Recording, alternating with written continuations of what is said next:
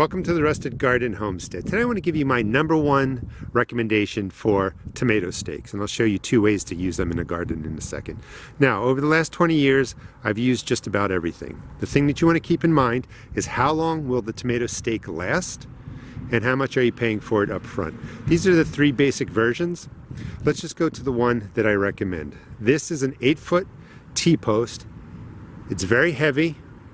You can get it at Tractor Supply. I just double-checked the price for $5.98 for an 8-foot metal post that's extremely heavy, and we're going to use this in a couple different ways I'll show you in a second. This will last forever, but let's just say it only lasts 10 years. So you're paying $5.98 for a tomato stake that you can use for 10 seasons. And what's that? 59 cents a year. Really inexpensive. I use the 1x1 pressure-treated lumber pretty regularly. These last about 3 years. They're going to cost anywhere from, if you're lucky, $2.50 to $4. What happens with these is because they're in the ground, even though they're pressure-treated, they start to rot out, they break. You have to keep cutting them, and they, will get shorter and shorter. When you're growing the indeterminate tomatoes, you want a good 6 feet, 7 feet of post. The metal posts do that. So this will last, let's say, 3 solid years. I'd say $3 a piece. Over 10 years, you're going to have to spend $9 to $12 to replace these posts. They work, but again, spend the money now, have it indefinitely. This is metal, covered in plastic. These are pretty good, but these easily cost $4 a piece. And you're getting, it's flimsy. It's metal inside, but it's hollow. So if the weight of the tomato gets pretty big, if you're growing the larger indeterminates, this can bend and snap. I've had that happen before. So spend the $6. I know it's a little expensive maybe up front, but it really will last indefinitely. Let me show you how I'm using them in the garden. Outstanding. And you can grow vertically up these too. It's not just for tomatoes. Let me show you. So I do 2 or 3 videos every week if you want to subscribe. It's done in real time. I'm in Maryland Zone 7. And ring the bell. This way you'll get immediate update when I'm putting a video out there. Soon to come, we'll be doing a whole video or 2 on vertical growing all these different trellises I have. And you can see that I use T-posts in different ways. This is a thinner version, but the one that I'm recommending, Tractor Supply, 8-foot posts. You can see these are tied off with, I don't know, polypropylene or some sort of synthetic tie. Even when I use jute or the plastic, it decays or it degrades from the sun. What you also want to pick up is galvanized fence wire. This is 17 gauge and it's 1/4 of a mile, I guess, on there. It's a lot of wire. Got this on sale too at Tractor Supply. It was only $17.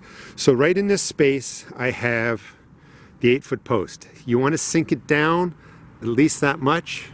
So that's a good 12 to 14 inches.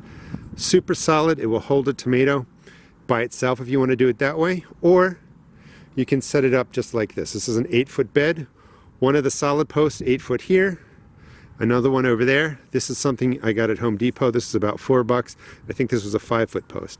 When you're spanning 8 feet, you do want the center post in the middle, and just put the wire down like this. You want it to be a little bit loose so that the plant can sway. That does help with pollination, by the way. Tomatoes are self-pollinating, so if they can move, they'll pollinate a little bit better, but even if you didn't, they'll be okay. But mostly you don't want it to be so tight on the stem that if the wind comes, the stem will blow and it could cut into the stem and break it. This way, there's flex and it's a little bit better. Once this is filled in with tomatoes, you won't even notice the wire or the posting. I do a tomato plant about every 2 feet, so I will put 4 along here. You could also use this for cucumbers or other crops to grow vertically. So these posts are really versatile. If you're going with a smaller space, I'm in the process of setting this up now.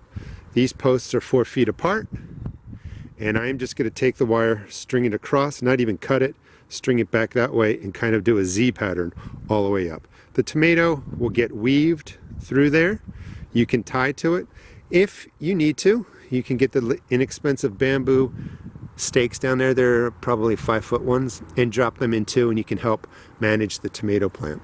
But this is what I highly recommend. Spend the money, get the heavier posts. They're going to last forever. you're going to save yourself a lot of money. I also recommend the wire, because even if we put jute or some natural product on there, after one season you have to replace it. And one of my goals, why I'm really increasing the amount of food I eat from the garden over a 12-month span, is I want to do less work. So metal posts, metal wire, this is set. I don't have to keep tending it, year after year. And again, please subscribe. We're going to go over all these different ways to grow vertically, including the ladder back there. That was 20 bucks at a yard sale. That's a great trellis. Thanks for watching. Consider spending your money. Pick up the metal posts, $5.98, Tractor Supply. You'll save yourself money in the long run, and you'll save yourself extra work. Thanks for watching, and please check out my seed and garden shop at therustedgarden.com.